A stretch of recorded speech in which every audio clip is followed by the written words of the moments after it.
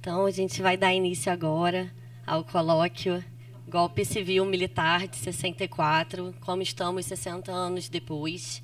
Eu queria primeiro agradecer ao público presente, ao EBEP, pela possibilidade de realização desse importante encontro aqui, e também pelas colegas da comissão organizadora, a Leila Ripoll, a Beatriz Boeri, e um agradecimento especial à Vera Vital Brasil, que nos ajudou imensamente na construção desse colóquio.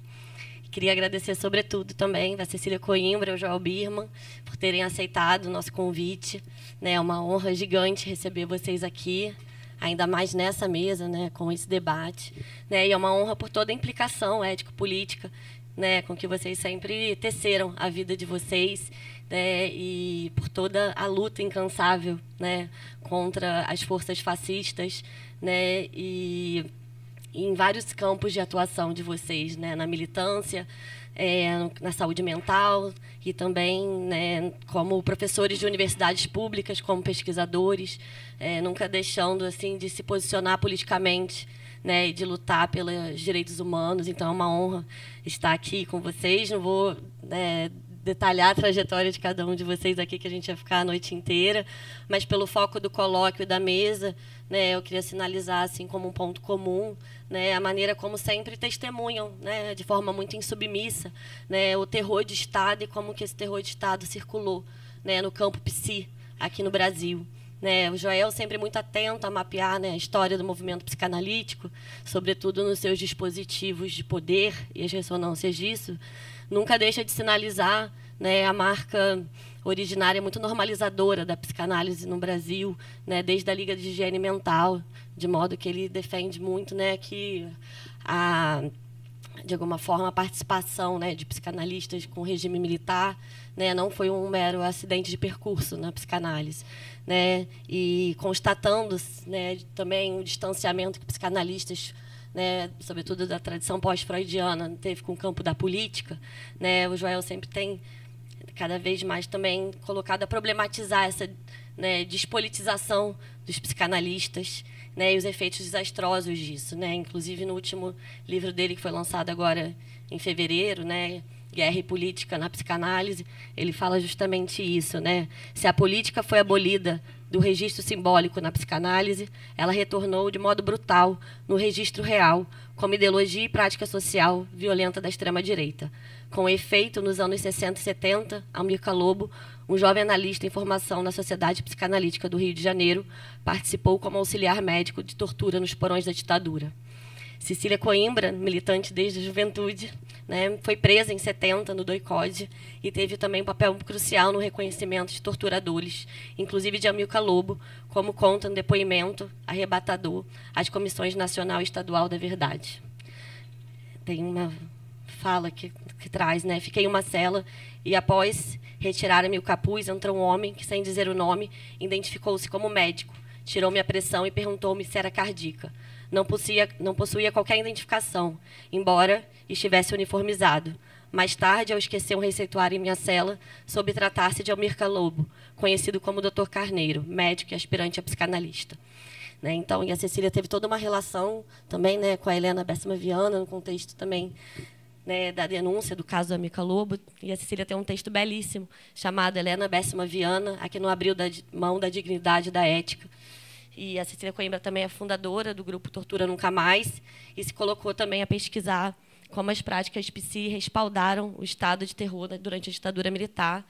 Inclusive, a tese de doutorado dela, que ela concluiu em 92 na USP, se chama Guardiões da Ordem, uma viagem pelas práticas psi no Brasil do Milagre, que foi publicada em livro em 95. Então, tanto a Cecília quanto o Joel, cada um à sua maneira, acompanharam a história assombrosa em torno da participação de Amilcar Lobo, o inquérito policial psicanalítico que a Helena passou, e também se colocam a pensar e problematizar a relação dos profissionais psi, do campo psi, com o regime militar. E, nesse sentido, eles não deixam de contar a ninguém, se a gente quiser pegar o título do livro da Helena, e tem um trabalho importantíssimo, que a gente vai poder escutar hoje. E eu acho que a gente também, enquanto comissão, achou importante começar o colóquio com essa mesa, já de partida, para anunciar que a psicanálise tem a ver com isso, né? A psicanálise tem a ver com o regime militar, a psicanálise tem a ver com os regimes de exceção antidemocráticos e de violência, né? Isso são problemas da psicanálise na psicanálise, e é importante a gente anunciar isso já de partida, né? E antes só de passar a palavra para eles, também só queria contextualizar aqui no meu lugar de mediadora e também psicanalista de uma geração que não viveu, né, esse momento tenebroso da história do país, né, que é isso que, claro, me coloca numa posição de exterioridade, por um lado, mas eu acho que, justamente por isso, é importante que eu esteja aqui, porque eu acho que eu, como muitas pessoas da minha geração, e psicanalistas da minha geração, a gente não viveu isso, mas a gente não deixa de ser herdeiros dessa história, né, dessas situações, e elas, né, de alguma maneira, incidem não, né, nas nossas vidas, na nossa memória, na nossa história, né, como cidadãos, mas também como psicanalistas, nas instituições que a gente faz parte. A gente sabe, né, que várias questões que circulam esses processos, né, estão nas instituições de psicanálise até hoje, em termos dos modelos de formação, as questões, né, os mitos e ficções em torno da neutralidade do analista, do apoliticismo, né, dessas narrativas fictícias, né, de vão destruir a psicanálise, a gente tem que salvar a psicanálise, que muitas vezes camuflam, né, uma certa conivência com uma certa ordem de violência. Então, tem muitas dessas questões que circulam e a gente precisa, né, gerações também que não acompanharam de perto essas situações, que a gente possa, né, se inteirar e estar junto nisso. Até porque a própria Helena Bércima Viana trabalha muito essa questão geracional, né, inclusive ela vai dizer, né, que a transmissão psíquica transgeracional, né, pode ser quase vista como um indicador da história do movimento psicanalítico. Né, ela vai dizer que todas as questões não tratadas no campo da psicanálise, né, elas retornam como repetições nas filiações, nas transferências, nas instituições. Ela vai trabalhar muito isso também, mostrando a relação que teve o regime nazista alemão, a maneira como instituições de psicanálise e psicanalistas se posicionaram em relação a isso e como isso se entrelaça com a própria questão, né, e contexto da ditadura militar brasileira, né, as ressonâncias diretas disso. Ela vai destacar muito a figura do Kemper, né, que foi analista do Leon Cabernitti.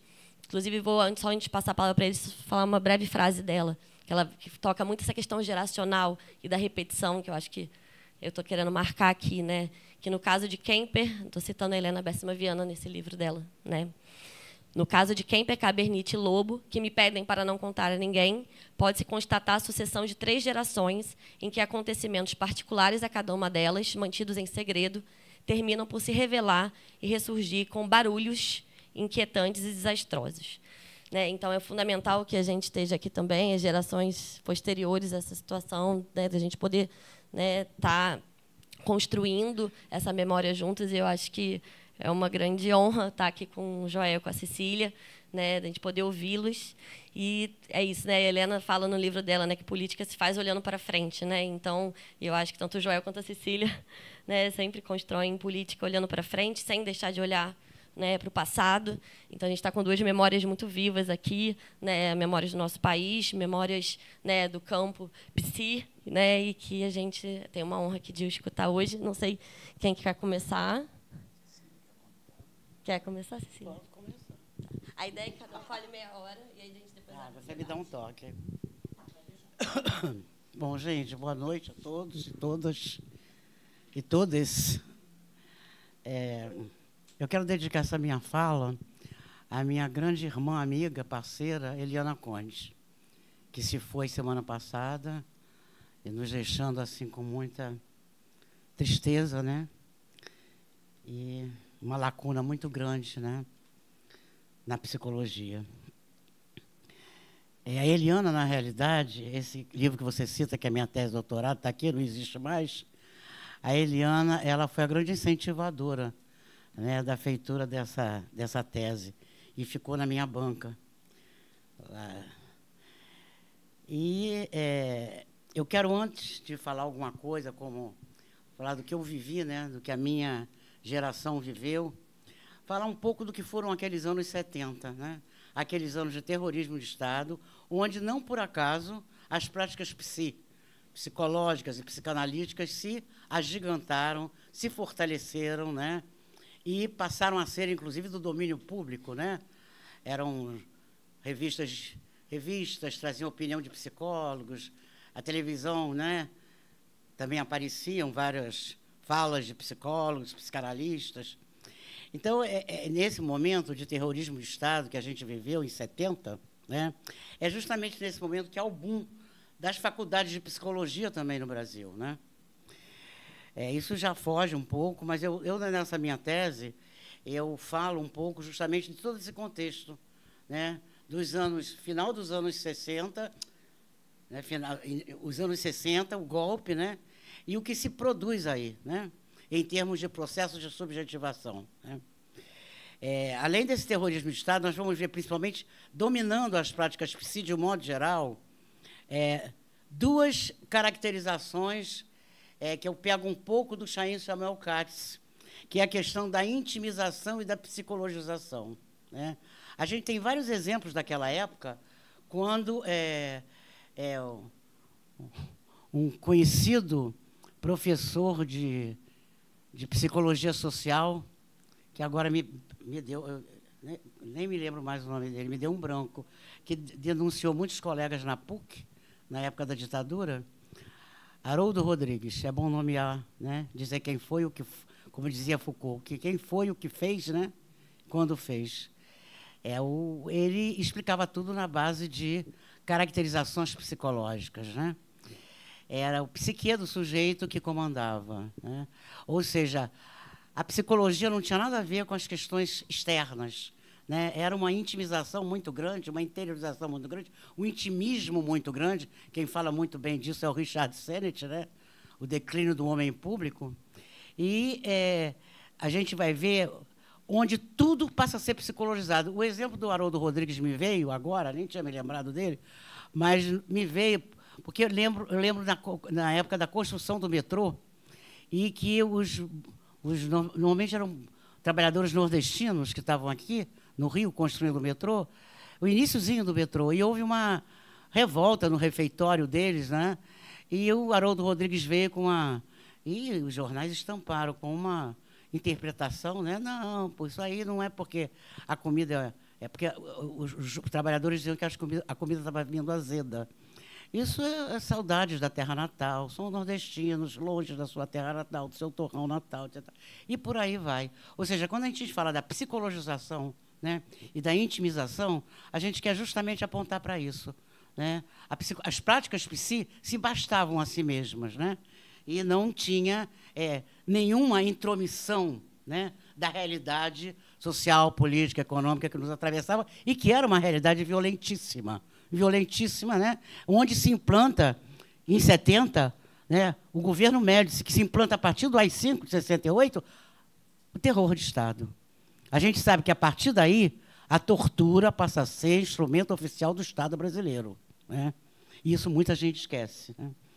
Ao lado dessa psicologização, intimização, a gente tem o familiarismo, né? E aí, principalmente a psicanálise, desde os anos 40, quando ela entra no Brasil, né, ela entra dentro, e a psicologia também, dentro dessa seara da falta, da carência, né, da crise da família moderna. Então, os primeiros psicanalistas, eu fiz um levantamento, que atuaram, etc., muito na área educacional, né, muito voltados para essa questão da crise da família. Não é por acaso que, naquele período, isso não tem a ver com essa... Falo aqui, mas não tem... Mas um exemplo interessante é que, em 1969, começa a ter... o Estado-Maior do Exército, ele faz uma pesquisa do perfil psicológico do terrorista brasileiro. E essa pesquisa, né, consegui pegar, foram feitas por psicólogos que trabalhavam ali no Forte do Leme, que ainda existe o Centro de Estudos do Pessoal do Exército, né? Ele formou muitos torturadores, né, havia cursos de formação, e houve essa pesquisa, né? Se aplicou testes em presos considerados perigosos, né? Eram pessoas que eles consideraram os presos irrecuperáveis. E aí vem toda uma análise dos testes e uma análise também interpretativa, porque o Rorschach era aplicado também, aquele teste projetivo, né? Onde a carência, a falta e a questão da família desestruturada. Ali, né, o que eles tentavam caracterizar era que os militantes eram doentes. Da mesma forma que hoje, desde aquela época, a pobreza era considerada como perigosa, porque, né, vinha de uma família desestruturada, né, não vinha de uma família dentro do modelo burguês. Nós também, naquela época, nós vínhamos de famílias desestruturadas. Tínhamos pouco... E daí aqui no livro tem várias tabelas que eles, na época, publicaram nos grandes meios de comunicação, né? Então, eu estou mostrando isso para dizer que tipo de prática psi vai sendo produzida naquele período, em cima de um contexto de terror, né? Eu acho que essas práticas... essa subjetividade hegemônica de terror, de medo, né? De isolamento, de familiarização, né? Elas, apesar disso, práticas subterrâneas de resistência aconteciam. E a gente não pode esquecer disso, né? Porque nenhum poder é total, né? Nenhum poder é homogêneo, né? As linhas de fuga sempre acontecem, né? E aí eu fiz um mapeamento também disso, muito interessante, sobre o que eu chamei na época dos movimentos instituintes, né? As comissões eclesiais de base, o Centro Missionário Indígena, as comissões pastorais da terra, os movimentos de saúde e educação nas periferias de São Paulo, a Associação de Moradores no Rio de Janeiro. Então, isso já vem nos anos 70 também, né? Com muita dificuldade, com muita perseguição, mas, né, a resistência se faz, né, aí. E o Foucault já dizia isso, né? A resistência é sempre a primeira, né? O poder vem para justamente se opor à resistência, né?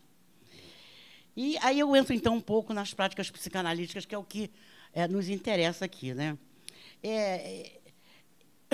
Eu peguei aqui porque eu estou com a memória péssima. 83 anos de vida, é muito...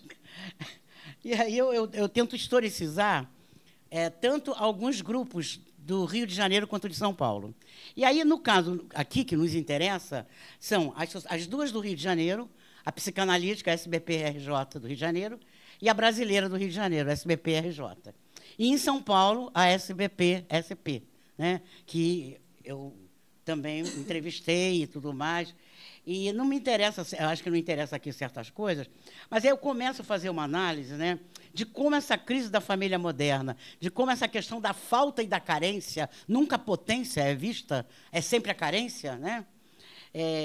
Como isso está dentro das práticas, né, psicanalíticas. Aí eu pego inicialmente a chamada formação psicanalítica, nessas três sociedades, né, que eram as oficiais na época, porque vinculadas à IPA, né? Eu chamo de pedagogia da submissão, né?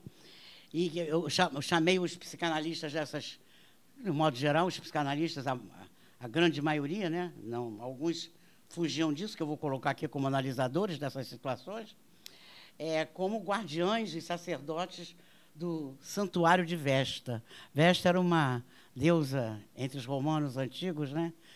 A deusa da vida, e que, a partir de determinado momento, é o Estado romano que forma os sacerdotes para serem guardiões do templo de Vesta, né? Então, eu equiparo a formação psicanalítica nessas oficiais, né, como a formação de sacerdotes e guardiães da verdadeira psicanálise, né, que era manter a chamada pureza da psicanálise, né? E aí eu pego, justamente para fazer uma análise disso, algumas situações analisadoras. Eu pego 6 situações analisadoras. Nos interessam apenas 2 aqui, né? Eu pego a primeira, que eu pego muito sobre a questão da psicanálise e o nazismo, muito em cima do livro do Chaim, Samuel Katz, né? Depois eu falo um pouquinho do Werner Kemper, né, e da Anna Katrin Kemper, que foge, né, dos padrões e funda, inclusive, a Clínica Social de Psicanálise. Depois eu pego isso na SPRJ. Depois, na SBP-RJ, eu pego o caso do Décio Soares de Souza, que foi expulso. Depois, na SBP-SP, eu pego uma pessoa muito linda que eu, infelizmente, não conheci, que foi a Regina Schneiderman. Conheci a filha dela, conheço a filha dela, a Miriam, e a Regina foi muito perseguida, porque a Regina era militante política, né? O filho dela, inclusive, se ligou a a uma organização clandestina, na época a ALN, né? Ação Libertadora Nacional. E aí depois eu passo para a Helena Besserman Viana, da SBPRJ, e do Amilcar Lobo, da SPRJ. Essas duas estão juntos, né? No sentido de que a Helena, em 1975, eu acho que eu não vou pegar isso, não, vou contar a partir daí, eu vou contar a minha história. Eu, quando cheguei no DOI-CODE, né? Em agosto de 1970, a primeira pessoa que eu vi foi o Amilcar Lobo. Eu estava na cela, eles me levaram para a cela, estava sem capuz na cela, e entrou uma pessoa com estetoscópio, tirou a minha pressão, perguntou se eu era cardíaca, se eu tinha pressão alta, se eu sofria de alguma doença. E eu notei ali, foi a primeira pessoa que eu vi, porque eu cheguei encapuçada, ele tinha um esparadrapo ali, uniformizado, mas tinha um esparadrapo na identificação. Logo depois eu desci para ser torturada na chamada cela roxa, que ficava embaixo, né? E ele estava acompanhando a tortura, né? Na minha sessão, as minhas sessões de tortura, algumas ele acompanhava, mas não falava nada. Nós tivemos alguns, eu fiquei presa quase 3 meses e meio, nós tivemos alguns depoimentos de mulheres que ele assistia e incentivava a tortura. Não, isso é fita, pode continuar. O caso, por exemplo, da Regina Chechel, que já faleceu. Regina foi uma das testemunhas contra ele, e ela perdeu um rim, né, muito em função do que ele dizia que era fita que ela estava fazendo, né. E temos vários outros casos de várias companheiras que já narraram, né, o que passaram com Amilcar Lobo. Esse cara, ele entra no DOI-CODE, ele se forma em medicina em 69. Né? Ele se forma em medicina em 69. E logo em 68 ele entra e inscreve-se para ser candidato de formação na psicanalítica, na SBPRJ, né? Que era a sociedade onde pertencia o Hélio Pellegrino, o Eduardo Mascarenhas, né? E, em 69, ele termina a medicina, e em 70 ele vai prestar o serviço militar. E ele presta, de 70 a 74, o serviço militar no DOI-CODE. A argumentação inicial dele era de que ele estava apenas prestando um serviço militar. Só que estava prestando um serviço militar num centro de torturas praticamente clandestino, né, onde ninguém sabia onde funcionava. Depois, as primeiras pessoas que foram libertadas do centro que conseguiram identificar onde era, ali no final, atrás do quartel da Polícia do Exército, na Barão de Mesquita, né, perto da Praça São Penha. E esse cara, ele realmente acompanhava antes, como foi no meu caso, durante e depois das torturas. E foi numa dessas ocasiões em que ele ia na cela nos visitar. Eu estava junto com uma companheira chamada Dulce Pandolfo, minha grande amiga até hoje. E a Dulce ficou muito pau de arara, ela ficou pendurada, era uma jovenzinha de 19 anos, ficou pendurada há muito tempo no pau de arara, ela ficou com os braços praticamente né, um pouco aleijados, né? E ela fazia muito, quando vinha a laranja, ela fazia muito o exercício de ficar descascando a laranja com as mãos. Ele frequentemente visitava a Dulce, né? Numa das vezes, ele esqueceu uma receita com o nome dele. E aí eu olhei, logo depois o cabo enfermeiro veio pegar, e eu olhei e vi Amilcar Lobo Moreira da Silva. E nunca mais esqueci. Quando eu saí da prisão, em final de 70, eu saí muito mexida e tudo, porque eu fui torturada não só, né, mas fui torturada na frente do meu companheiro à época, meu companheiro na minha frente também. Eles, quando prendiam um casal, eles jogavam um contra os outros, né, os torturadores. E disseram que o meu filho, de 3 anos, tinha sido entregue à juizado de menores. Eu acreditei, porque eu vi todos os meus irmãos presos, que não tinham nada a ver com isso. Meus irmãos não tinham nenhuma militância. Bom, quando eu saí, no início de 71, eu procurei um psiquiatra, muito amigo meu, ligado ao Partido Comunista, porque eu era ligado ao Partido Comunista, nessa época já não era mais, já tinha saído por discordar da linha do partido, Nicodem Edler. Eu nem sei se o Nicodem Edler está vivo. O Edler, como eu chamava, ele me levou, me apresentou a Helena Besserman Viana e ao Hélio Pellegrino. E foi na casa do Edler que eu conheci a Helena e o Hélio, né? E Helena começou a fazer a denúncia, né? Através do que eu contei para ela, do que eu narrei, etc. Ela foi a primeira a fazer a denúncia, inclusive saiu na revista, em 1973, saiu na revista argentina, Questionamos a Psicanálise e Suas Instituições, né? Escrita pelo Mary Langer e pelo Armando Bauléu, psicanalistas argentinos, a denúncia do Amilcar Lobo, né? E saiu num jornal, A Voz Operária, que era um jornal do Partido Comunista, né? Possivelmente, a gente, na época, eu depois já conversei com o Bauléu, mas aí essas coisas, né, a Mary Langer já estava morta, já tinha falecido, essas coisas eu nunca perguntei. A gente acha que a denúncia chegou lá via Voz Operária. Isso é então, ainda uma interrogação, não sabemos, né, até hoje. E foi assim, aí começa a haver um escândalo muito grande na área principalmente psicanalítica, né? Em 1980,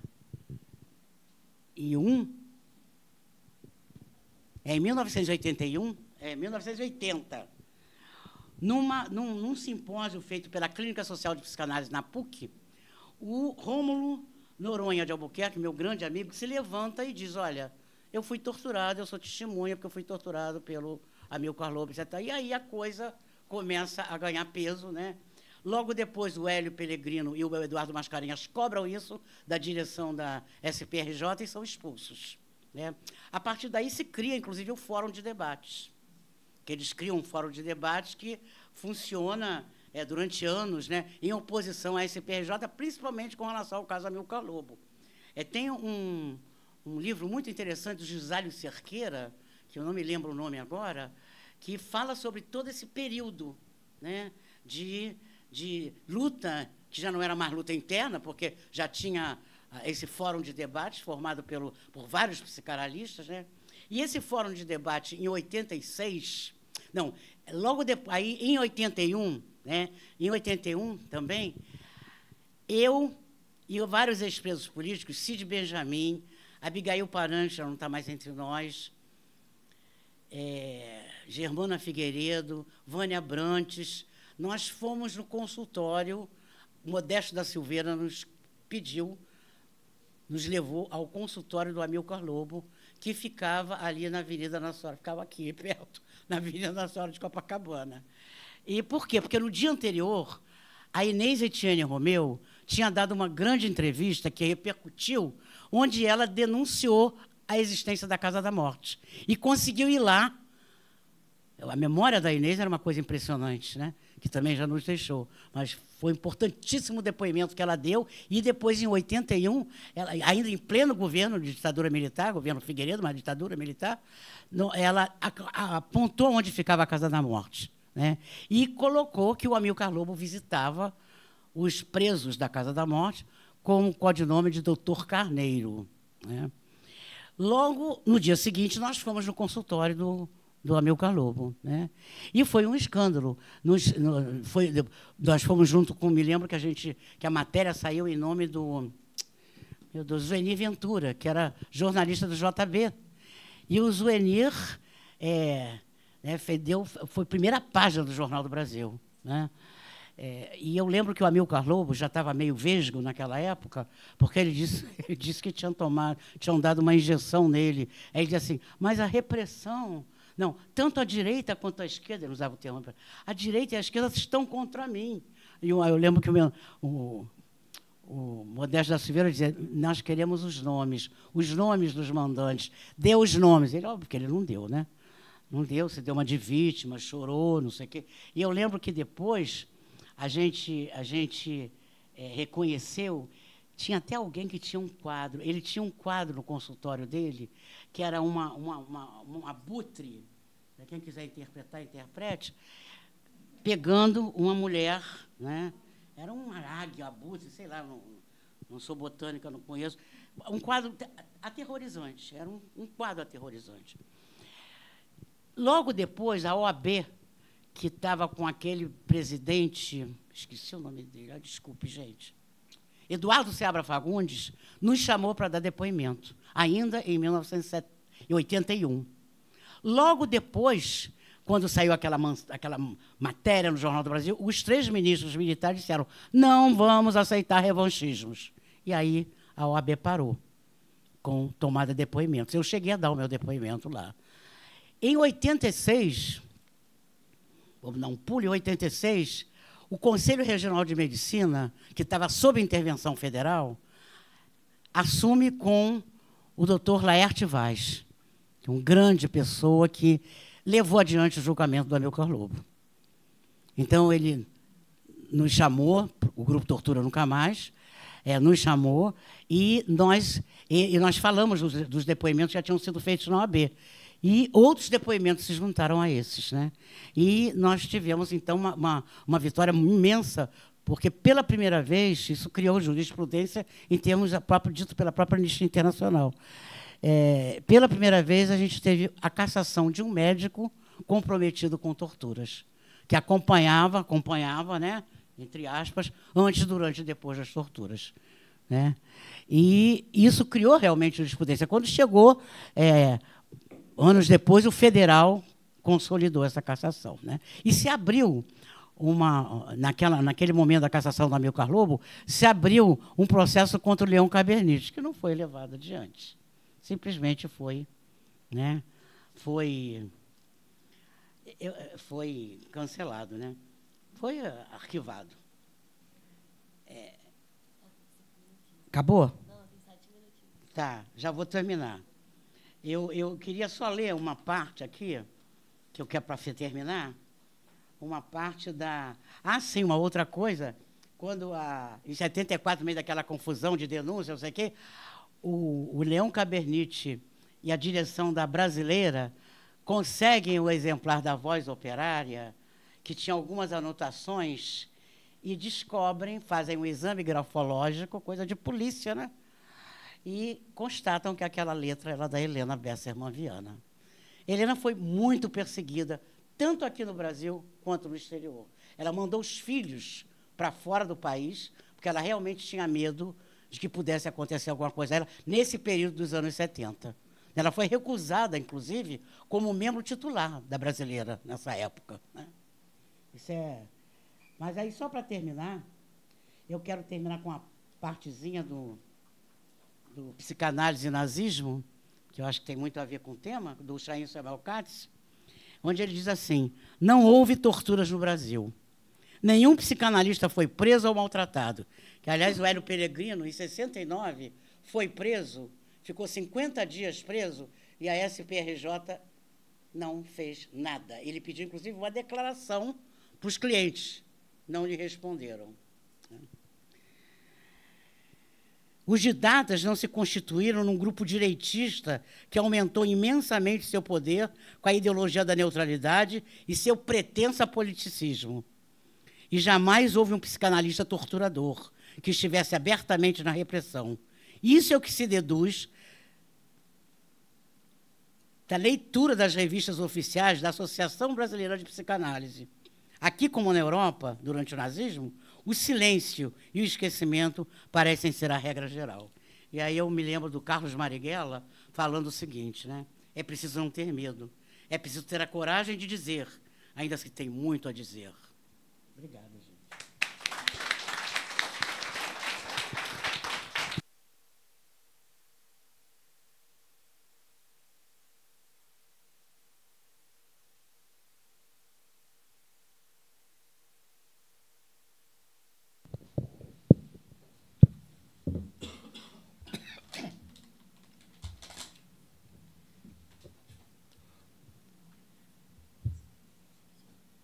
Bom, pode começar.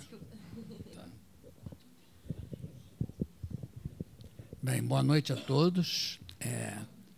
Antes eu queria parabenizar o Espaço Brasileiro de Estudos Psicanalíticos por ter promovido esse seminário, ter organizado esse seminário, né? De uma certa maneira é uma novidade, né? Paradoxalmente, de que se possa falar sobre o golpe militar no interior de uma sociedade psicanalítica, né? Quando a gente sabe, até mesmo por essa história que a Cecília acabou de relatar, né? O silêncio dos psicanalistas em torno dessas práticas de tortura, afora os comprometimentos, né? Do movimento psicanalítico em relação à ditadura militar, né? Então, eu acho que acho importante que o EBEP tenha aberto esse debate, né? Estou muito contente de estar aqui com a minha amiga Cecília, que eu não vejo há muito tempo, né? Então, é um reencontro, né? E gostei muito de escutar as coisas que ela falou que repovoaram a minha memória, né?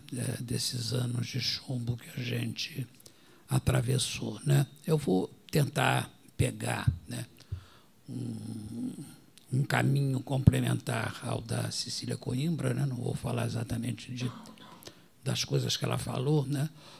Mas para tentar indicar, né, por que nós chegamos a essa condição aparentemente paradoxal, né, de constituir, né, de ter um analista torturador no interior de uma sociedade psicanalítica, né, e um analista torturador na função, né, de assistente médico psicanalítico desse processo de tortura, né? Quer dizer, então, um analista em formação da Sociedade Psicanalítica do Rio de Janeiro, né? Então, eu acho que é um pouco esse paradoxo que a gente tem de entender, né? Do silêncio da psicanálise nesse período, né? Inclusive porque, nesses anos 60 e 70, como a Cecília indicou indiretamente, eu acho que é o momento em que aconteceu o boom inicial do movimento psicanalítico no Brasil. Quer dizer, até então, a psicanálise era uma ilustre desconhecida, né?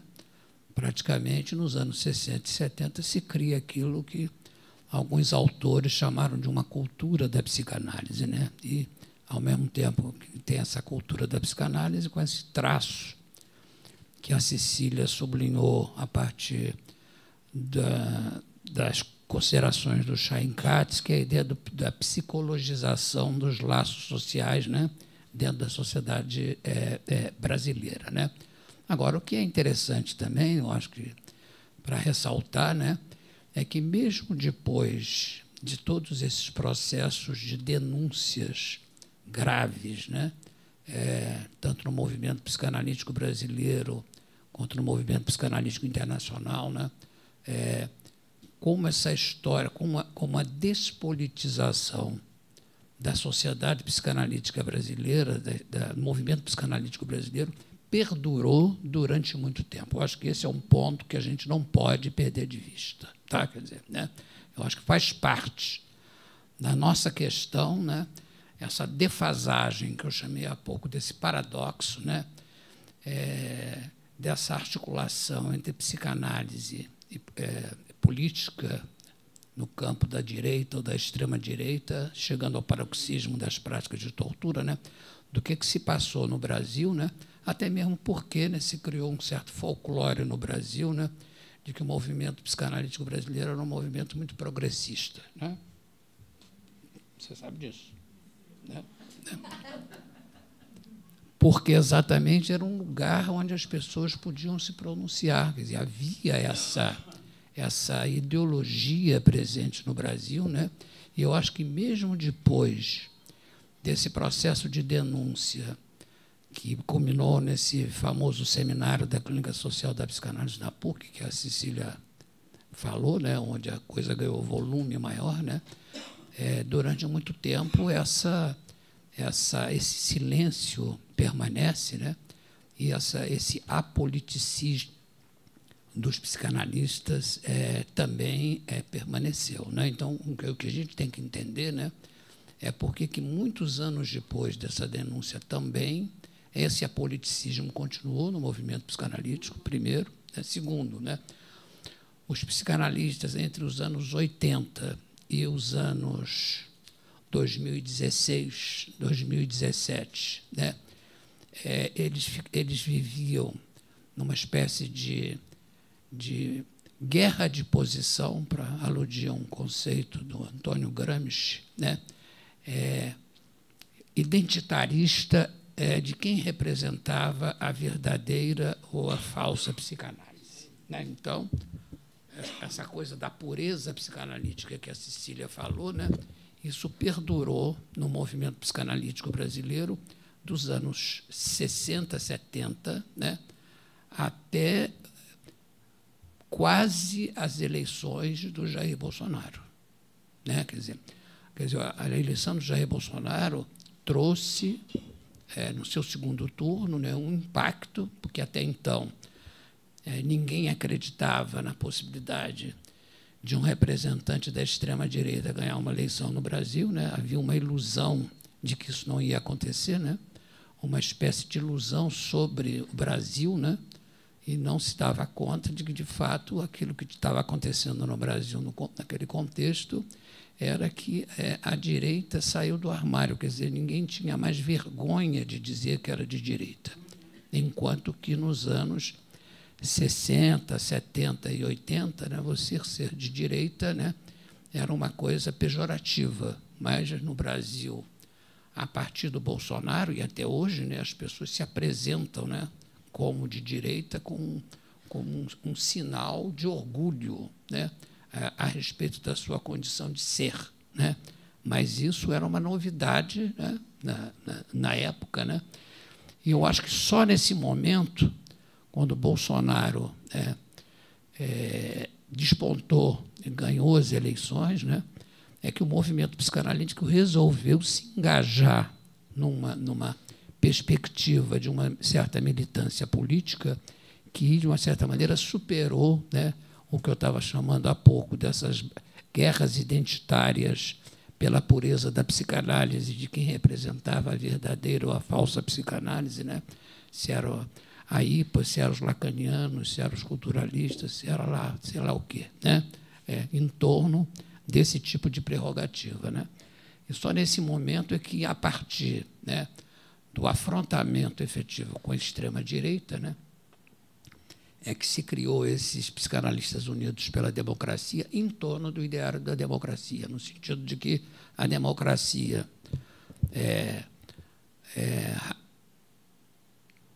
seria, assim, um certo herdeiro, né, no contexto atual, né, daquilo que foi outrora sustentado pelas esquerdas como sendo a luta de classes, como representação, como palco, né, efetivo, né, onde uma organização efetivamente democrática e universalista poderia se dar, né? Quer dizer, então, acho que só nesse momento é que se construiu aquilo que eu denomino do psicanalista cidadão, porque antigamente o psicanalista não era um cidadão. A ideia do psicanalista cidadão, do psicanalista engajado, do psicanalista que ia a manifestações, do psicanalista que assinava manifestos, do psicanalista que se pronunciava em praça pública, né? Ele era muito mais uma exceção do que a regra, representado por figuras como Hélio Pellegrino, por exemplo, né? Quer dizer, para falar de uma famosa exceção pública, né, e patente, né? Então, acho que para nós entendermos, né, um pouco esse processo que aconteceu no Brasil, né, e essa condição tardia do Brasil, porque aí eu acho que tem que comparar, né, essa assunção do psicanalista cidadão no Brasil tardiamente comparado ao que se passou, por exemplo, na Argentina ou no Uruguai, né, onde você teve um engajamento muito mais precoce dos psicanalistas. Cecília estava falando, questionamos, né, do movimento psicanalítico argentino dos anos 60, 70, né? Mas no Uruguai também se deu no seguinte, foram os únicos países onde houve um acerto de contas, né, com a memória, né, do que representou, né, essas ditaduras militares, e onde houve um processo de recuperação na memória e, ao mesmo tempo, de julgamento, né, desses crimes cometidos durante os anos de chumbo da ditadura militar, né? Então, acho que para nós entendermos um pouco, né, essa transformação, né, essa caracterização específica e mesmo essa anomalia, né, existente no movimento psicanalítico brasileiro, né, eu acho que é importante a gente não perder de vista, né, a transformação que há no movimento psicanalítico internacional no mundo do pós-guerra, né, que não é um problema apenas brasileiro, né.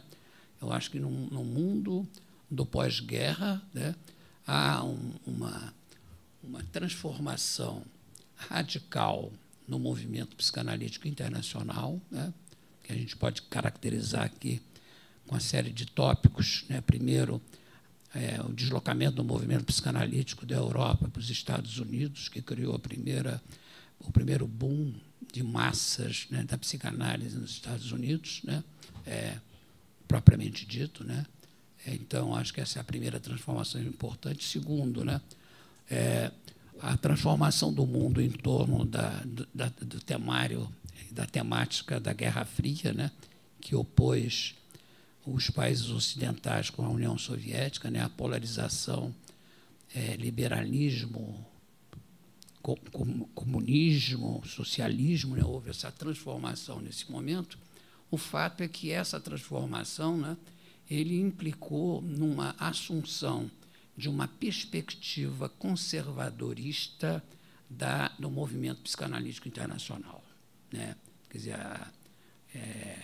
infelizmente, né, o que a gente tem que considerar é que dos anos 40, né, final dos anos 40 até os anos 80, 90, né, houve uma perspectiva eminentemente conservadora, né, no movimento psicanalítico internacional, do qual eu quero dar para vocês alguns signos, né, dessa caracterização, né? Quer dizer, primeiro aludia a uma famosa conferência feita pela Anna Freud na Sociedade Psicanalítica de Israel nos anos 50, onde ela falava da transformação que já era patente para ela entre o movimento psicanalítico de outrora, né, dos primórdios da psicanálise em Viena, Berlim, Londres, né, com o movimento psicanalítico atual, né, onde, enquanto que nas antigas gerações de psicanalistas, né, os psicanalistas que constituíam aquilo que se convencionou chamar da horda selvagem, né, ele era considerado pessoas completamente fora de qualquer ideário de normalidade psíquica. Era um movimento constituído por figuras diferentes, na melhor das hipóteses, né? Quando não francamente psicóticas, diga-se de passagem, né? E, de repente, a partir dos anos 50, se cria, né, uma normalização psíquica da comunidade analítica, né? Quer dizer, quais são as características dessa normalização que se dá nesse momento, né? Quer dizer, sem considerar os aspectos mais anedóticos disso, de que analista não podia ter mutilação física, né? Porque senão o analisante jamais poderia superar a sua angústia de castração, né? Mas isso faz parte da anedota psicanalítica, né? Não vamos considerar essa bobagem aqui, né? Mas há considerações mais importantes. Primeiro,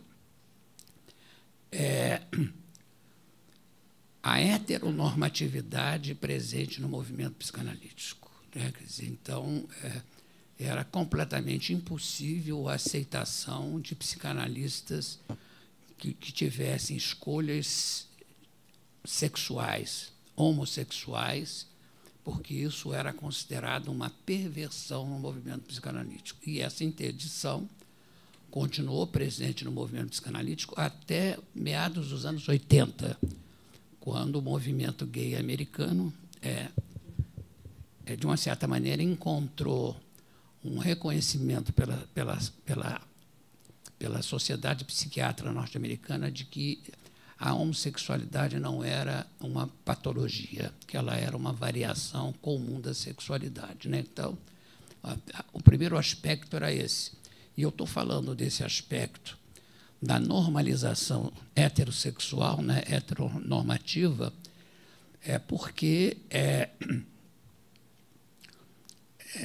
se a gente for pegar o conjunto de publicações sobre final de análise publicada entre os anos 60 e 70, nas grandes revistas internacionais de psicanálise, eu estou falando do International Journal, American Journal of Psychoanalysis, Psychoanalytical Quarterly, quer dizer, as grandes revistas de renome internacional, né, havia vários critérios muito claros do que seria a condição de cura em psicanálise, né?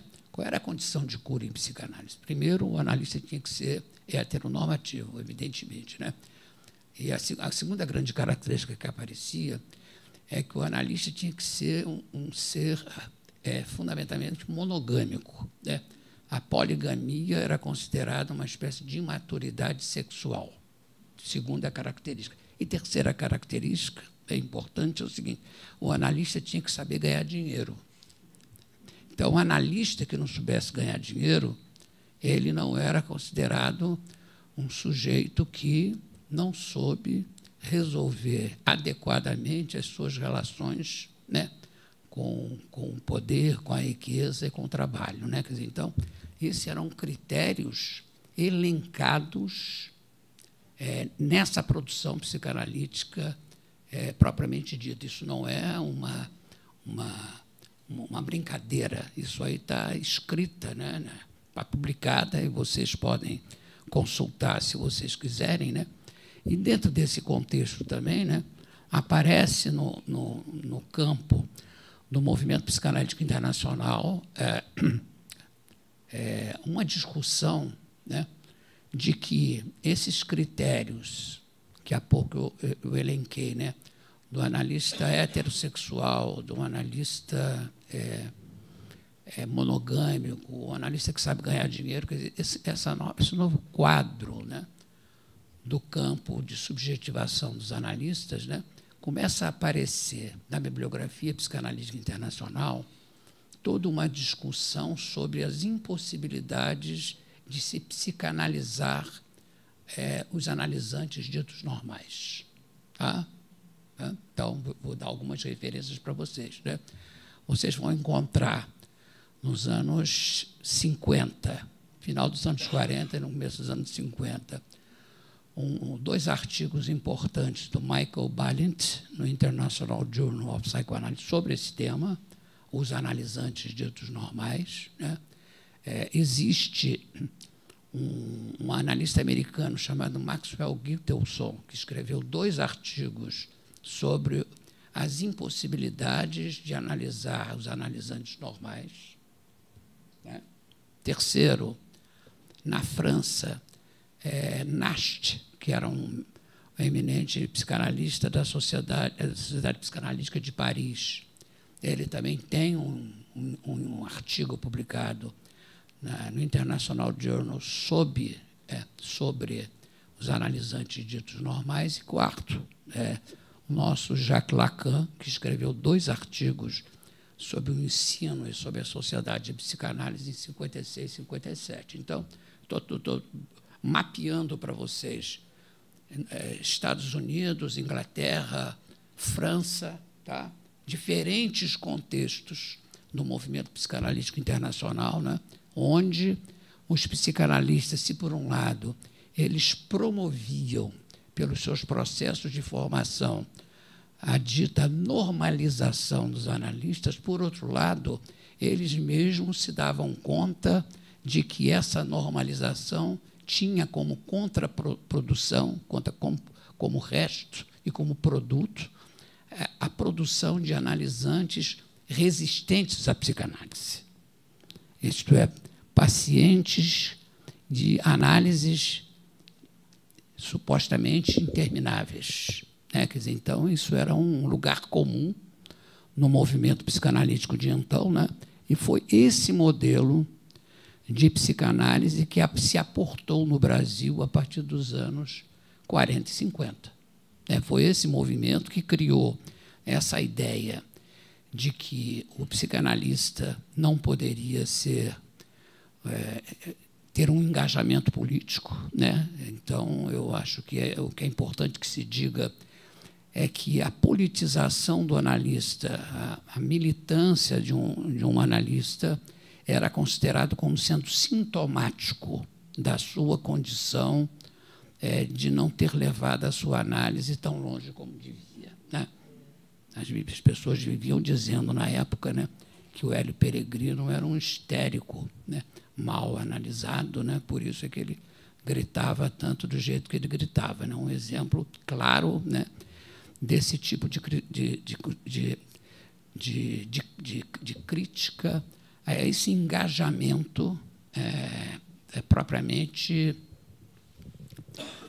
politizado do jornalista, onde isso era transformado efetivamente numa produção sintomática, tá? Então, o que acontecia então era que se qualquer um de vocês pleiteasse um processo de seleção numa sociedade psicanalítica de então, no caso aí ligado na época, nos anos 70, a IPA, né, a IPA, né, certamente vocês iam receber duas perguntas. Primeiro, se vocês tinham práticas sexuais homoafetivas. Segundo, se vocês tinham algum tipo de envolvimento com ideologias estranhas. Então, isso fazia parte da produção, né, dessa suposta neutralidade psicanalítica, né?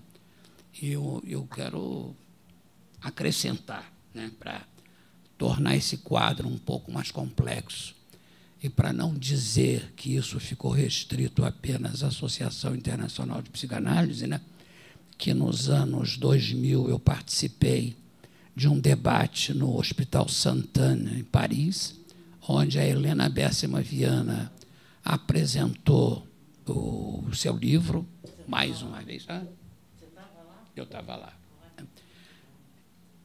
E ela levou uma das pessoas que foi torturada. Eu fiz a indicação para ela. Pois é, uma pessoa que foi torturada, né, para fazer um pronunciamento do que foi esse processo de tortura, né, e do que foi essas ações do Dr. Carneiro.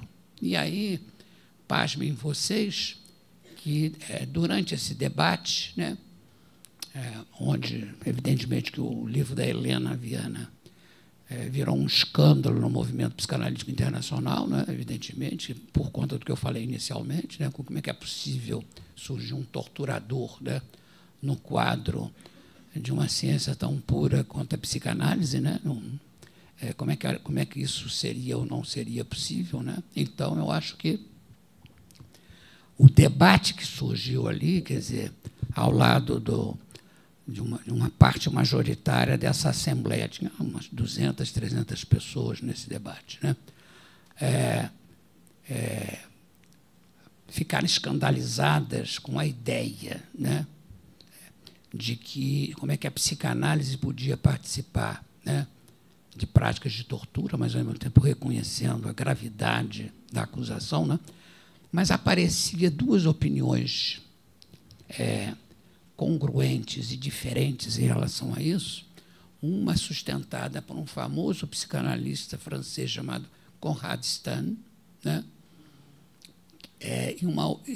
E a mesma posição, que é o Conrad Stein é membro da Sociedade Psicanalítica de Paris, né, ligado à IPA, né?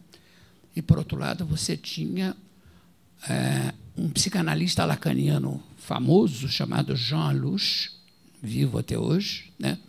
E tanto o Allouche quanto o Conrad Stein contestavam a importância da ideia de um analista comprometido em processo de tortura, porque a questão deles é o seguinte: essas torturas eram feitas em sessão de análise ou fora de sessão de análise, né? O que é, na minha opinião, uma loucura, né? Como se seria grave se o processo de tortura fosse feito numa sessão de análise. Então, fora de uma sessão de análise não era, mas eu estou dando esse exemplo, né, onde o Conrad Stein e o Jean Allouche sustentavam essa mesma posição, né, exatamente para mostrar que isso aí não ficou restrito ao campo da IPA. Isso estava presente também no movimento lacaniano. É isso que eu quero dizer. O Allouche é um analista lacaniano bastante importante e bastante reconhecido, né? Quer dizer, então, toda essa toda essa consideração, né, da sociedade psicanalítica brasileira, né, o movimento psicanalítico internacional, que rebate no movimento psicanalítico brasileiro. E aí eu acho importante acrescentar também a outra face da história, né? E da mesma forma como a psicanálise se queria ser apolítica, né? Onde a militância era um sinal de uma alergia psíquica dos analistas, né? Digamos assim, né? Por outro lado, havia, do ponto de vista das esquerdas, um repúdio à psicanálise. Então, havia uma espécie de conjunção entre o antipsicanalismo das esquerdas, né, e o repúdio da política no movimento psicanalítico. Eram faces da mesma moeda, de maneira que o militante não podia tentar fazer psicanálise, ou então ele teria que fazer psicanálise escondido, porque era vergonhoso, né, você dizer que fazia psicanálise, né? Isso porque havia no movimento psicanalítico uma ideia, uma concepção entronizada, né, desde o final dos anos 40, desde os anos 40, melhor dizendo, né, que era a ideia de que a psicanálise, havia uma oposição entre psicanálise e marxismo, porque enquanto que os psicanalistas representavam uma ideologia pequeno-burguesa, né, ligadas aos ideários do individualismo liberal contemporâneo, né, que se contrapunha, né,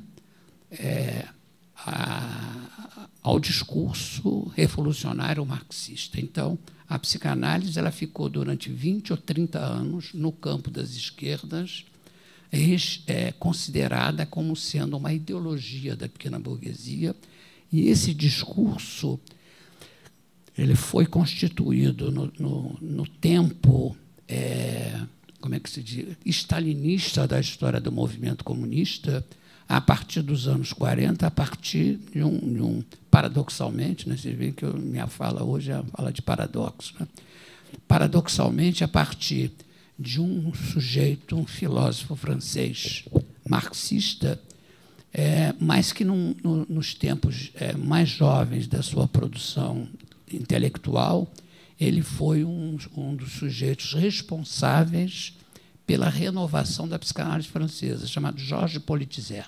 Então, o Georges Politizer, que nos anos 30 ele formou toda uma nova concepção da psicanálise, né? E toda uma crítica da psicanálise ao psicologismo e ao psiquiatrismo, né? Ele fez uma obra importante chamada Críticas dos Fundamentos da Psicologia, né? Com vistas a produzir uma psicologia concreta, como ele dizia, né? E ele começou a obra dele com a psicanálise, né?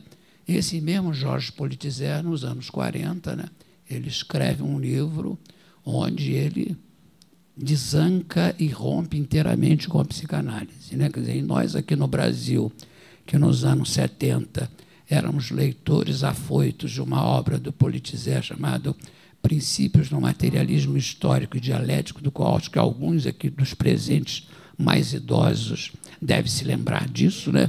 A gente participou desse tipo de literatura, né? Então, eu estou mostrando com isso, né, que havia, por um lado, né, uma espécie de relação paradoxal entre o movimento das esquerdas e o movimento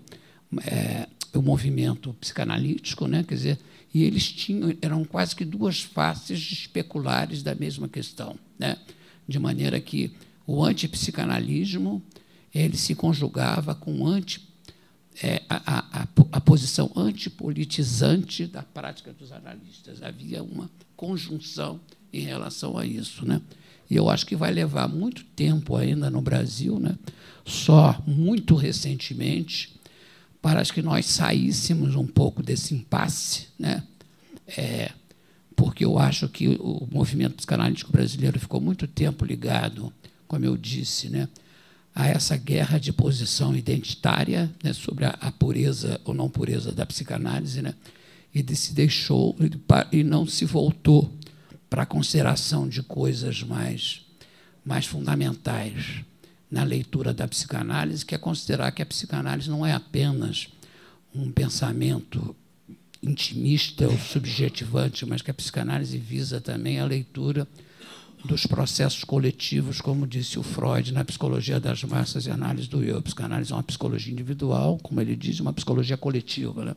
E um lado da psicanálise é intimamente articulado, né, com outro lado da própria psicanálise, né?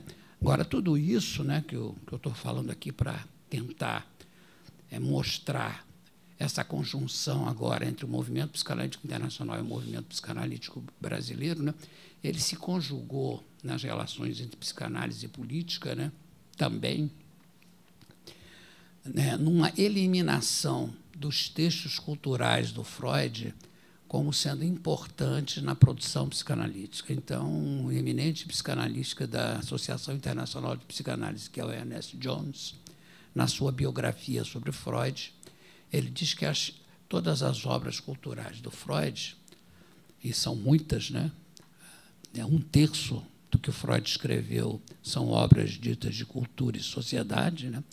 E o Jones dizia que todas essas obras eram, na verdade, reflexões de um velho sábio, né, sobre as grandes questões da humanidade, que não tinha nenhuma importância para a experiência psicanalítica, né? Então, esse esvaziamento da dimensão social e cultural da psicanálise, ela faz parte desse conjunto que eu estou tentando caracterizar aqui, que leva a esse esvaziamento da política e a transformação da política num núcleo sintomático na mentalidade e no imaginário dos psicanalistas brasileiros, né? Então, isso permanece no Brasil, né, até muito pouco tempo, né, propriamente dito, né?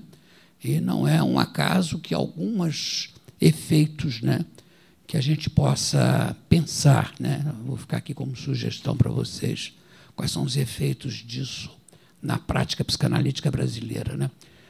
Voltando àquela colocação inicial de que se acreditava que a psicanálise era muito... fez um contraponto à ditadura militar, que eu acho que é uma mera falácia isso, né? Isso não aconteceu no Brasil, né?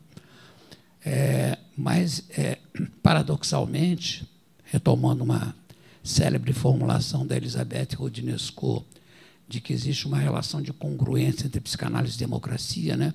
Como é que a psicanálise possa ter florescido no Brasil e tido um boom nos anos 70, né? Como aconteceu também no Uruguai, na Argentina, né? Que tipo de efeitos isso teve nos processos de subjetivação, ou mesmo quais são os efeitos que isso teve no dispositivo psicanalítico? Eu acho que os efeitos que isso teve no dispositivo psicanalítico é que, no caso do Brasil, a gente criou um modelo hierárquico da relação analisante-analista, né, do qual a gente não conseguiu se livrar inteiramente até hoje. Essa é a primeira consequência, né? Quer dizer, da mesma forma como a ditadura mantém uma relação de ritualização das hierarquias, de ritualização dos processos de dominação, no campo psicanalítico, né, você criava, né, um modelo de transferência baseada numa enorme hierarquia entre o analisante e o analista, né? De maneira que, segundo o lapso de um analista de data dos anos 80, né, o candidato a psicanalítico era chamado cão de data, né? Cão de data, né? Então, esse lapso ele é revelador desse modelo hierárquico que eu estou exatamente destacando, né? E, finalmente, para acabar, eu acho que um outro efeito importante disso no Brasil, né, é que o fato de nós, apenas muito recentemente, né, tentamos trazer para a memória brasileira, né, o que foi esse processo de participação, o comprometimento da psicanálise com os anos de chumbo da ditadura militar, né, que a gente está começando muito lentamente, a fazer esse acerto de contas, né, que eu acho que a gente também, né, a gente também se defronta com um problema nas psicanálises brasileiras que é sintomático, que é o problema das análises intermináveis. Eu acho que as análises brasileiras são intermináveis porque a gente tem que fazer uma espécie de giro, torção pela nossa memória para ver o acerto de contas que a gente tem que fazer,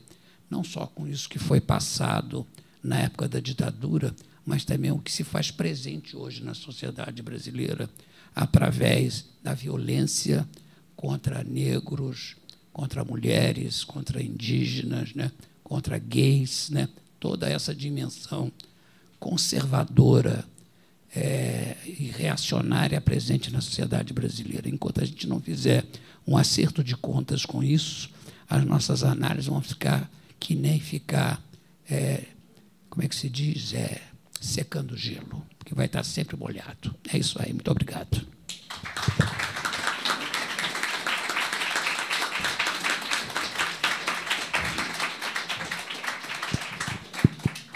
Queria agradecer imensamente o Joel e a Cecília por essas comunicações tão fundamentais, pela partilha de memórias, né, dos depoimentos, questões tão centrais aqui para o nosso debate, os paradoxos, né.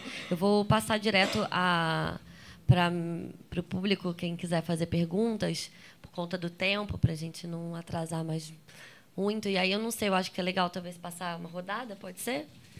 Tá. Alguém aqui pode... Tá. Tem esse aqui, ó.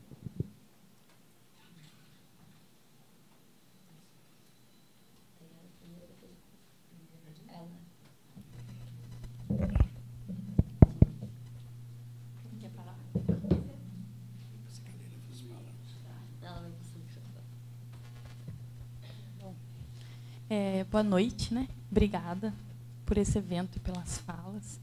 Eu gostaria de saber se vocês podem dizer a respeito das clínicas públicas de psicanálise, né? Por exemplo, tem em São Paulo uma que eu conheço, inclusive já fui atendida, né, da Praça Roosevelt. Teve uma no Museu de Arte do Rio, que em 2019 também atendia dentro do museu. Ou seja, essas clínicas que são chamadas de clínicas de borda ou de margens, as clínicas públicas de psicanálise de rua, né, que atende na rua. Eu gostaria de saber o quanto que a gente pode considerar o trabalho dessas clínicas algo que... O quanto caminha em direção diferente do que vocês, né, os senhores puderam apresentar. Eu não sei se eu consegui formular direito, mas acho que eu estou pedindo que vocês possam poder dizer, nos dias de hoje, esses coletivos de clínica de psicanálise pública, o quanto elas dão contas, enfim, comparar com a fala da mesa. Obrigada. Bem, eu aqui fiquei recordando, né, que eu fiz na década de 70 fazer essa análise em grupo. E na análise em grupo, eu me lembro que eu fui para a militância, e em 74 eu fiz a última panfletagem da queda da Voz Operária. Eu joguei no centro e falei no grupo. E o meu analista tinha um elemento ambivalente na decisão. Ele disse que na Argentina tinham caído muitos analistas. E qual era o limite? Então, eu compreendi que, de fato, tinha um risco para o grupo. Por outro lado, tinha um medo que ele não me oferecia uma solução. Estou dizendo que eu só saí disso. Anos depois, eu procurei o Joel, porque a gente já tinha antipsiquiatria, bioenergética e o Althusser. Então, a gente já tinha os frankfurtianos, a gente já tinha uma leitura que indicava e tinha sempre no calendário das organizações de esquerda quem que a gente podia procurar.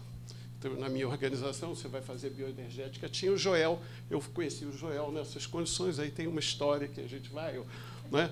E, na vida política, conheci o Hélio e tal. Mas isso é uma curiosidade só no sentido de dizer que teve um momento que está se constituindo esse outro campo crítico que misturou essas distintas correntes e tal, que foi nesse período daí, mas tinha essa questão, quer dizer, como é que você faz, sendo militante, com o risco que você traz E isso também era o meu tema, até porque na psicologização eu dizia, como um burguês como eu, cara branco, não sei o quê, goste na vida, faz política. Até que ponto eu posso radicalizar os meus medos e a minha vida? Isso me acompanhou.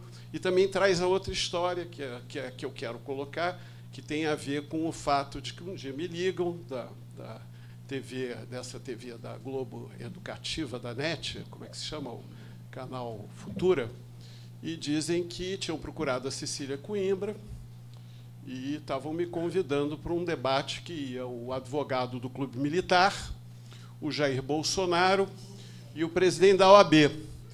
E eu entendi que tinha um limite. Provavelmente a Cecília, todo mundo teriam dito, provavelmente para eles, não vamos para não dar palco. Mas, ao mesmo tempo, ele só ia no programa do Ratinho da Luciana Gimenez e eu olhei, se a Futura está pondo, o que está acontecendo? E, ao mesmo tempo, me senti covarde naquele período, que era o debate, se eu não fosse. E eu fui. Então, estou só contando essa experiência.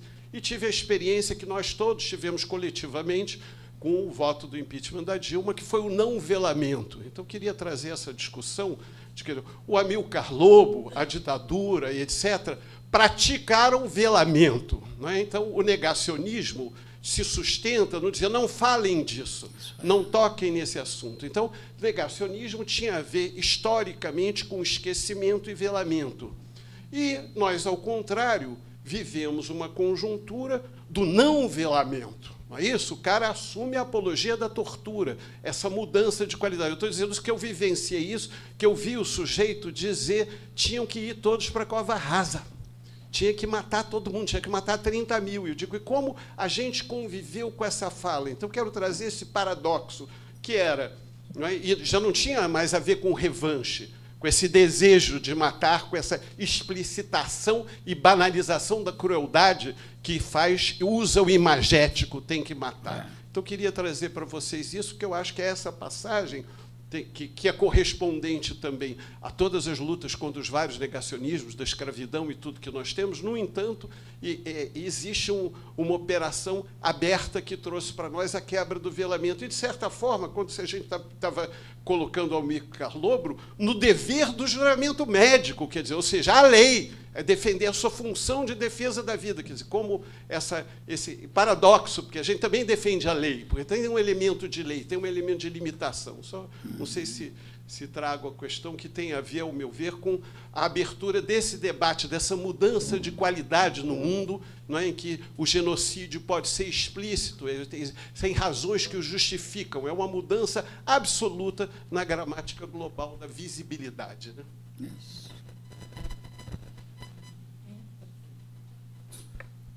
Boa noite. Eu só queria cumprimentar o EBEP.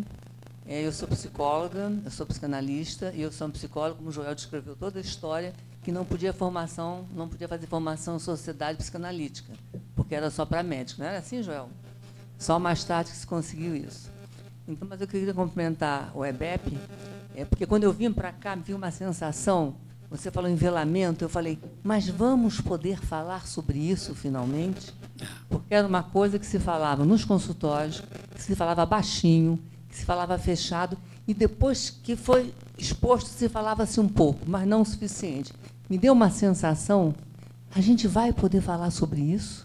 E agora eu cumprimentei a Leila, porque é a primeira, e você, nós do EBEP, é a primeira sociedade que eu saiba que está fazendo isso.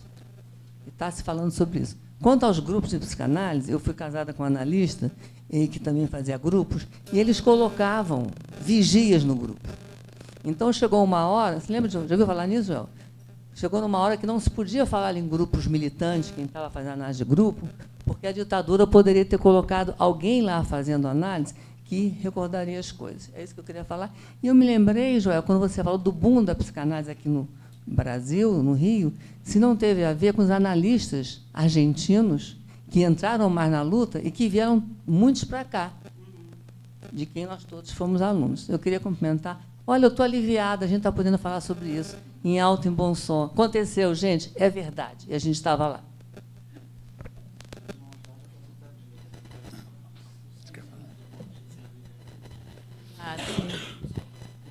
O Cunca está falando aqui, eu acho importante, a gente colocou até a placa, são 6 anos da morte da Marielle sem nenhuma resposta.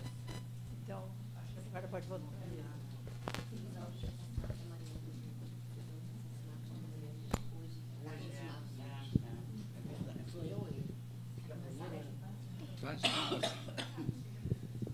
Olha, eu não sei se eu vou lembrar de todas, acho que minha memória está péssima. A companheira ali que colocou... Eu não sou psicóloga clínica, mas eu acho que quando esse tipo de atuação psicológica vai para as ruas, eu acho que já está quebrando. Já está quebrando todo o esquema daquela, né, daquela verdadeira psicanálise, daquela coisa santa que tem que ser mantida em consultório, dentro de determinados acordos, esquemas, né? Tem um nome que a psicanálise usa, como é o nome, hein? Dentro do enquadre. Eu acho que já é uma quebra, né? Agora é aquela coisa, né? Depende do que a gente está fazendo ali também. Às vezes pode estar na rua, né, e fazendo uma psicanálise, uma psicologia bem conservadora. Eu acho que quando a gente... Eu lembro quando a gente mudava currículo lá na UF, é importante a mudança de currículo, mas não, isso não garante. Porque depende de quem vai apresentar. Né? Então, que forças são essas que estão aí? Não é uma coisa do indivíduo, mas que forças são essas que estão aí na rua, né? Nos espaços públicos? Nós sabemos que os grupos, vários psicanalistas argentinos que vieram para cá, como a companheira coloca, nós tivemos contato com muitos deles, fizemos uma formação, inclusive, com eles. O Gregório Barenbrich, por exemplo, foi ameaçado de morte várias vezes. Quando eles fundam o IBRAPSE, né, bombas foram explodidas dentro do IBRAPSE. O Gregório Barenbrich era dito que não era psicanalista, era toda uma desqualificação desse grupo que veio para cá, porque veio fugido da ditadura argentina. Né?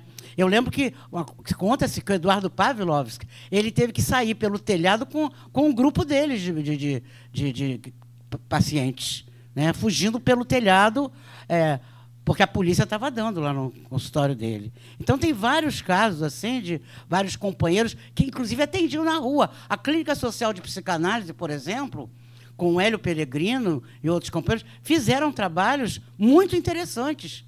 Tinha a Maria Célia, que ela visitava a Inês Etienne, eu tive contato com elas, e isso foi declaração da própria Inês, quando a Inês estava presa.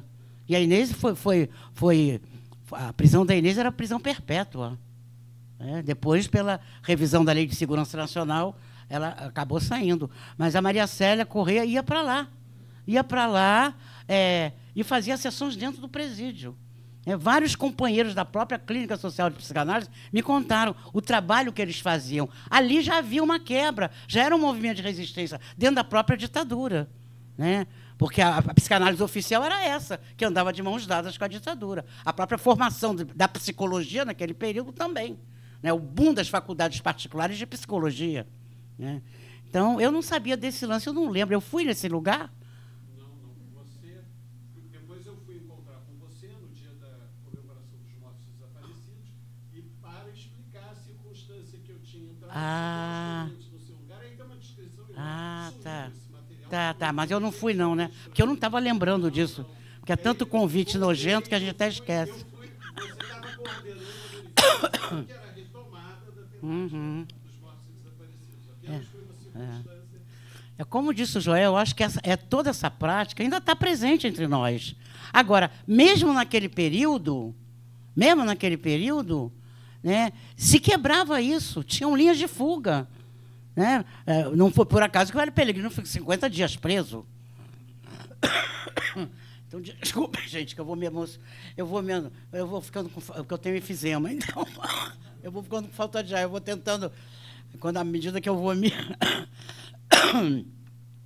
Eu acho que quando você fala, Joel fala também, durante muitos anos, muito tempo, e ainda hoje, nós somos, sim, os produtores da família desestruturada, nós somos, sim, os produtores do carente, da criança carente, da criança perigosa, dos ditos perigosos, né, que são todos aqueles que fogem à norma, como o Joel todo já colocou aí, nomeou. Né?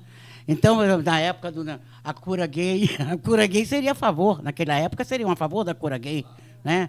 Eu lembro que, na época que eu fiz essa pesquisa, que foi no início dos anos 90, eu entrevistei muitos colegas do Cabernet e do Ernesto Laporta. Eu não dizia quem eu era, obviamente. E quando eu falava, o caso Amilcar Lobo, a maioria deles dizia assim, ele não fez uma boa análise. Como diziam para os gays. Não fez uma boa análise. Se ele tivesse feito uma boa análise, ele não teria se metido nisso, né? Então, eu acho que não é só a coisa da psicologização está aí presente o tempo todo. Como está presente aqui no nosso cotidiano, ainda hoje, infelizmente, nas faculdades de psicologia, né? A gente, é uma preocupação nossa. Eu acho que como está presente hoje, né? Eu acho que a gente mata e diz que é necessário matar. O que está acontecendo lá na Palestina? Né? O que está acontecendo? Né? A matança apoiada pelas grandes nações. Né? Como a matança aqui é apoiada pelos governadores. A gente vê, e as pessoas aplaudem. O pior é que a produção de subjetividade em cada um de nós é tão forte, é tão competente, que a gente acha assim, que, para a nossa segurança, o outro tem que ser morto. A minha segurança está na morte do perigoso. Os perigosos hoje são os palestinos, né? E morte para todo mundo. Não, o que tá acontecendo, como você disse, o fascismo saiu, sim, do armário. E ele nunca deixou de existir. Só que agora, mais do que nunca, planetariamente, né, o fascismo está aí. Né, descaradamente, né, e ainda ganhando cada vez mais terreno. Isso é realmente preocupante, né?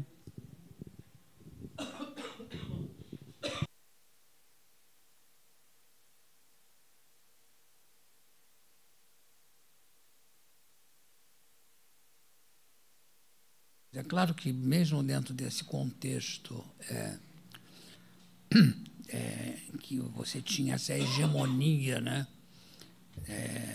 desse apoliticismo, da ausência desse psicanalista cidadão, digamos assim, né, a ausência disso e toda essa moral, essa normalizada, né, imperante. Então, você tinha algumas poucas práticas, na época, que faziam essa linha de fuga, né? Mas eu acho que é importante a gente não perder de vista que eles representavam, historicamente, muito mais exceção do que a regra. Tanto aqui no Rio de Janeiro, quanto em São Paulo, quanto em outros espaços, né? Então, eu acho que o que eu quero localizar aqui com vocês é o seguinte, porque eu acho que toda essa presença desse movimento psicanalítico, tal como ele se constituiu, e uma das linhas de fuga disso, por exemplo, foi a reforma psiquiátrica, né? A reforma psiquiátrica, ela representou uma quebra da ordem asilar, né, e uma relação, né, com o mundo dos internados de uma outra perspectiva, do qual, efetivamente, não só uma parcela da psicanálise, mas outras formas de psicologia participaram, né? Mas o que eu quero dizer com isso, né, é que, se a gente for ver bem, né, uma caracterização sociopolítica do movimento psicanalítico brasileiro, né, nos anos 50, 60, 70, o movimento, a prática psicanalítica, ela era uma prática exercida primeiro pelos médicos, né? Era uma prática medicalizada, né?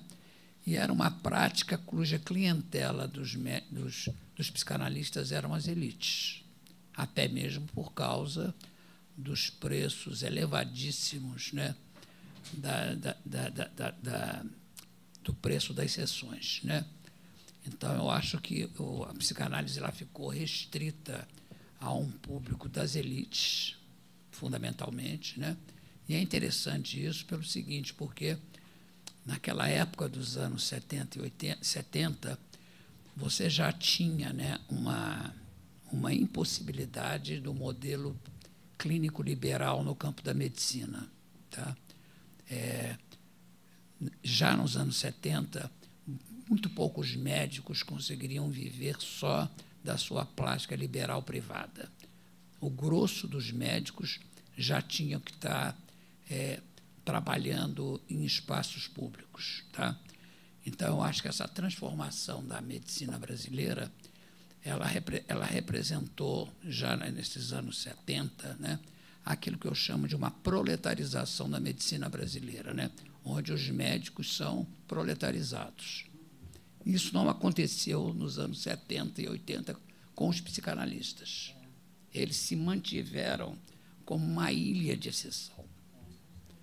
Só a partir dos anos 80, com a multiplicação dos cursos de psicologia e, fundamentalmente, com o fato de que os psicólogos passaram a serem aceitos para fazerem formação psicanalítica, que aconteceu uma certa democratização e um aumento da oferta do trabalho psicanalítico. Tá? E eu acho que foi só nesse contexto, a partir desse contexto, né, que você vai encontrar, primeiro, uma diminuição relativa dos preços das análises, por conta da oferta múltipla que era feita. Né? Agora, também é preciso considerar, nesse contexto, o que representou, em parte, a difusão das psicanálises de grupo no Brasil nos anos 60, 70 e 80. Né? Porque eu acho que se o movimento psicanalítico era voltado para as elites, né, o surgimento das práticas de psicanálise de grupo, de psicoterapia de grupo, elas eram voltadas para a criação de um campo de demanda no campo das classes médias.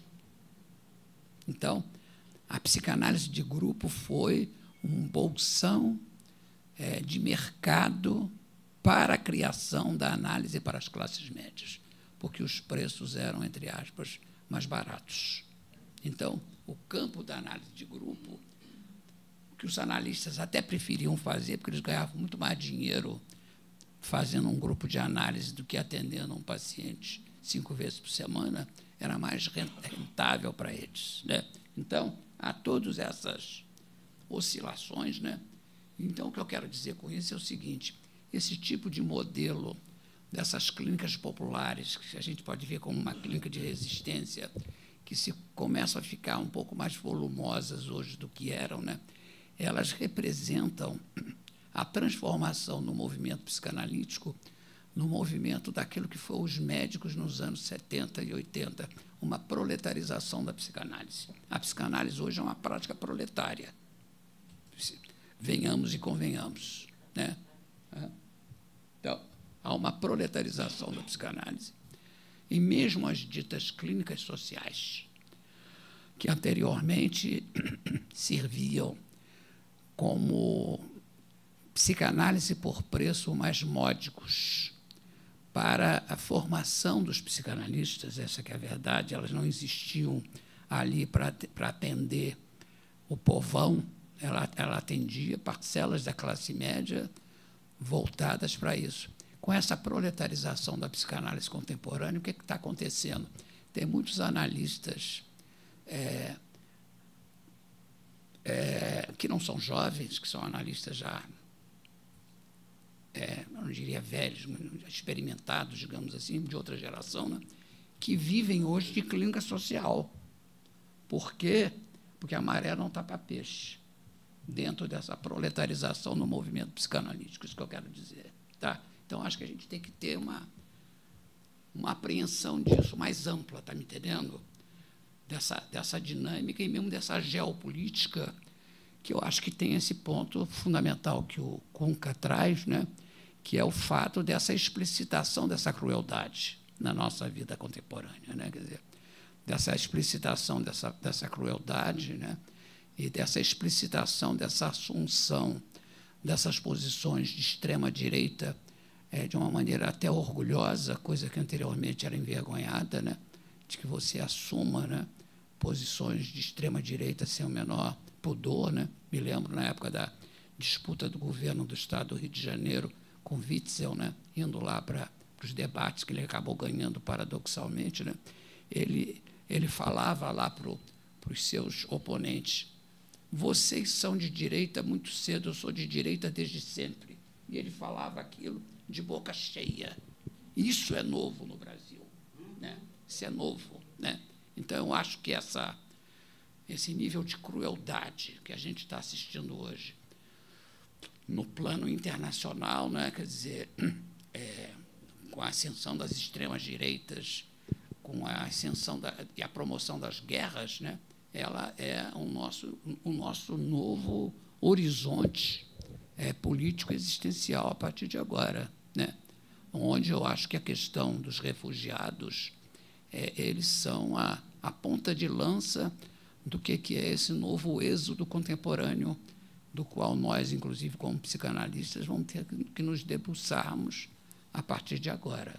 A gente tem uma clínica do exílio, né? Não só nos movimentos geopolíticos, nos Estados Unidos, nas fronteiras dos Estados Unidos, na fronteira dos países europeus, mas nós temos também uma clínica do exílio em países como o Brasil, em torno das favelas, das comunidades. Isso tudo constitui clínicas do exílio em que a ordem selvagem para tratar dessas pessoas tem que ser de outra ordem do que a gente teve até hoje, né? Mas é isso. Olha, eu tenho certeza que todo mundo aqui está com muitas questões, né? Eu mesma trouxe várias e não vou ter que deixar para outra oportunidade. Assim, eu acho que essa mesa, assim, ela poderia, claro. Eu quero não só agradecer, mas parabenizar, porque este livro aqui pouquíssimas pessoas conhecem. E fiquei muito feliz de ver Natasha com esse livro, né? Que é o livro da Helena Besserman Viana. Quando ela lançou lá em Paris, que você estava lá, um livro não foi traduzido, está em francês, e é um livro muito mais rico do que esse, porque ela acrescenta uma série de documentos, né? O livro existe à venda em francês, mas tem muito documento. Então, valeria a pena. É uma bibliografia que quase nunca ninguém se debruçou, né? E eu queria chamar todos e todas para o dia 1º de abril, nos 60 anos do golpe empresarial militar. O Grupo Tortura Nunca Mais, aqui do Rio de Janeiro, do qual eu faço parte, estará fazendo a 36ª medalha Chico Mendes de Resistência. Há 36 anos a gente faz, em todo o 1º de abril, relembrando os malefícios do golpe, uma homenagem a pessoas que estejam precisando de visibilidade, ou pessoas mortas, desaparecidas, daquele período de hoje, né? E este ano vai ser o CACO, Centro Acadêmico Cândido de Oliveira, onde há 60 anos atrás, no dia 1º de abril, tinha um grupo de 300 estudantes, eu estava entre eles, para resistir ao golpe, esperando as armas que nunca chegaram. E nós fomos, a ordem, fomos cercados pelos grupos paramilitares, e eram atirando, etc. e tal, e, de repente, chegou um capitão do Exército, Ivan Cavalcante Proença, que está com 90 anos, e será homenageado por nós também. Está lá na mesa, já foi homenageado anteriormente, e ele conseguiu dissolver lá tirando para o alto, e nos permitiu sair, né, em pequenos grupos. Então, há 60 anos atrás, a gente vai relembrar isso no dia 1º de abril. Todos estão convidados a partir das 17h, 18h. Tá? Obrigada a todos. Muito obrigada, Cecília. Iremos, com certeza. O quê? Não entendi. No Centro Acadêmico Cândido de Oliveira. É no CACO, ali na Faculdade Nacional de Direito. Fica perto do Campo de Santana, de frente à Central do Brasil. Então, importante convocação aqui da Cecília. Você falou do livro aqui da Helena. Eu estou louca atrás do seu livro. Eu sei. Então, eu procurei na internet, não consegui a versão toda. Queria muito xerocar. Mas, gente, infelizmente, a gente vai ter que encerrar. Eu acho que ainda a gente tem 3 dias de colóquio, então as questões vão retornando. Eu queria agradecer muitíssimo ao Joel e à Cecília por essa aula, por essa memória e história que foi essa mesa hoje, histórica, né? E queria agora já chamar, então, para a próxima mesa, né, o Javier Lifshitz e o Conrado Tapajós, para a mesa Os Processos Ditatoriais da América Latina, Transversalidades. E muito obrigada a vocês todos pelas perguntas e tudo.